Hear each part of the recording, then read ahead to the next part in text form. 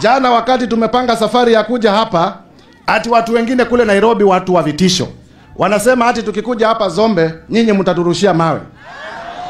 Hapana, mimi nilisema ukweli jameni.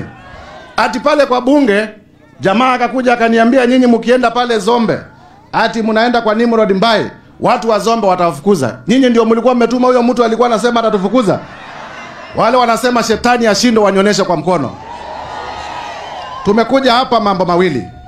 Katika Kenya mzima, mnanisikiza watu wetu? Iko group mbili za wanasiasa.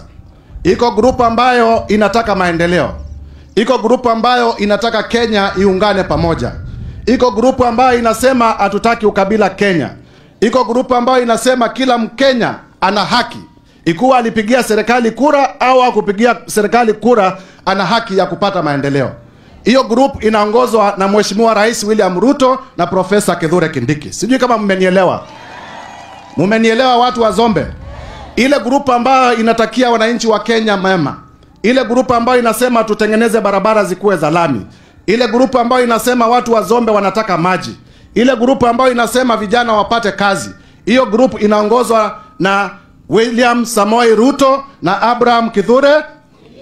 Alafu kuna group ya pili. Group ya pili ni ile inasema kwamba Kenya kukuwe na vita.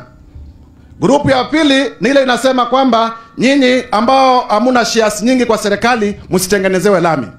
Group ya pili ndio ile inasema kwamba nyinyi muzidi kuwa katika umaskini. Hiyo group inaongozwa na mtu tulifukuzwa anaitwa Wamunyoro. Mnajua Wamunyoro nyinyi?